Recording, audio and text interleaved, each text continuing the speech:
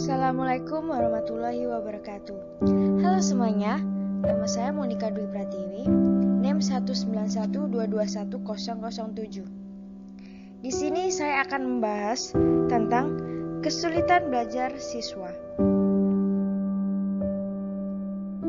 Baik, sebelum kita membahas lebih jauh mengenai dampak dari kesulitan belajar itu seperti apa, faktor-faktor yang mempengaruhi itu apa saja, dan bagaimana cara mengatasi dari kesulitan belajar itu. Sebaiknya kita lebih dulu mengetahui apa pengertian dari sulit belajar. Sulit belajar merupakan segala sesuatu yang menghalangi ataupun menghambat proses pembelajaran siswa dalam memahami dan menguasai sesuatu untuk mencapai hasil belajar yang maksimal.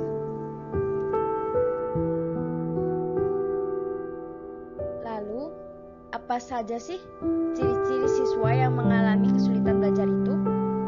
Yang pertama ialah menunjukkan prestasi yang rendah atau di bawah rata-rata yang dicapai oleh siswa lain dalam satu kelas. Yang kedua, hasil belajar yang diperoleh tidak seimbang dengan usahanya. Yang ketiga, lambat dalam melakukan tugas-tugas belajar.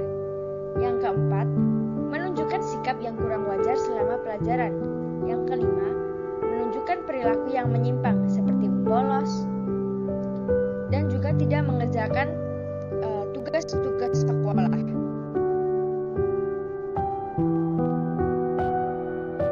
Selanjutnya, faktor-faktor penyebab kesulitan belajar. Faktor-faktor penyebab kesulitan belajar dibagi menjadi dua faktor, faktor intern dan faktor ekstern. Faktor intern yang pertama, faktor fisiologis, seperti kondisi siswa yang sedang sakit, adanya kelemahan atau cacat tubuh, dan masih banyak lagi.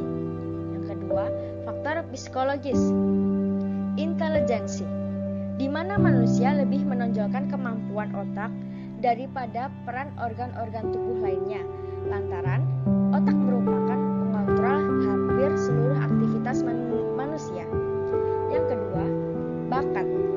Apabila bahan pelajaran yang dipelajari sesuai dengan bakatnya, maka hasil belajarnya akan lebih baik karena siswa senang dengan pelajaran, dan selanjutnya siswa dapat lebih giat dalam belajarnya. Yang ketiga, sikap. Sikap yang pasif, rendah diri, dan kurang percaya diri merupakan faktor penghambat siswa dalam prestasi belajar. Selanjutnya, motivasi, di mana kekuatan pendorong, penentu arah, dan penyeleksian suatu tindakan guna mencapai tujuan yang diinginkan. Namun, apabila kurangnya motivasi dapat menghambat belajar siswa. Selanjutnya, minat. Apabila bahan pelajaran yang dipelajari sesuai dengan minatnya, maka hasil belajarnya akan jauh lebih baik. Karena siswa senang dengan pelajaran, dan selanjutnya siswa dapat lebih giat dalam belajarnya. Selanjutnya, kesehatan. Kesehatan mental dan emosional sangat mempengaruhi, karena individu dalam hidupnya selalu mempunyai kebutuhan dan dorongan. Namun, apabila tidak terpenuhi, maka akan menimbulkan kesulitan belajar. Faktor ekstern. Yang pertama, faktor non-sosial, seperti peralatan belajar atau media belajar yang kurang baik maupun kurang lengkap, kondisi ruang belajar atau gedung yang kurang layak, kurikulum yang sangat sulit dijabarkan, dan masih banyak lagi. Yang kedua, dari faktor sosial. Faktor sosial ini dibagi menjadi 3. Yang pertama, faktor keluarga. Keluarga merupakan pusat pendidikan utama dan pertama. Keluarga ini sangat berpengaruh, seperti cara orang tua mendidik, memberikan perhatian, memberikan dukungan pada anak. Suasana rumah juga sangat berpengaruh terhadap belajar siswa, dan juga keadaan ekonomi keluarga. Yang kedua, faktor sekolah. Sebagai guru, harus bisa menjadi designer of interaction dan juga evaluator of interaction. Kondisi gedung juga sangat berpengaruh, seperti fasilitas, kurikulum juga sangat mempengaruhi, seperti bahannya terlalu tinggi, pembagian bahan tidak seimbang, dan adanya pendataan materi.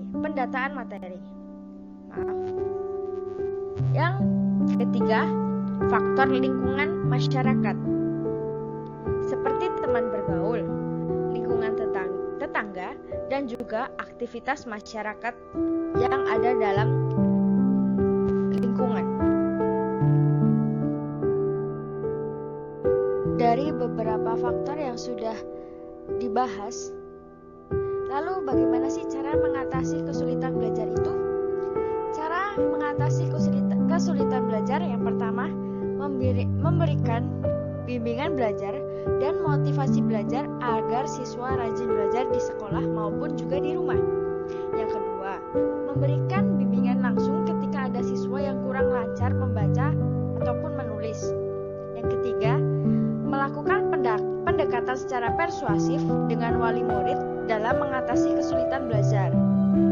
Yang keempat, mengupayakan pengadaan fasilitas sekolah demi menunjang prestasi belajar siswa dengan melakukan pengelolaan dana BOS atau bantuan operasional sekolah secara efisien dan efektif. Yang kelima, guru harus banyak memberikan latihan-latihan atau kebiasaan-kebiasaan agar siswa terdorong untuk berpikir dan memusatkan perhatiannya terhadap pelajaran.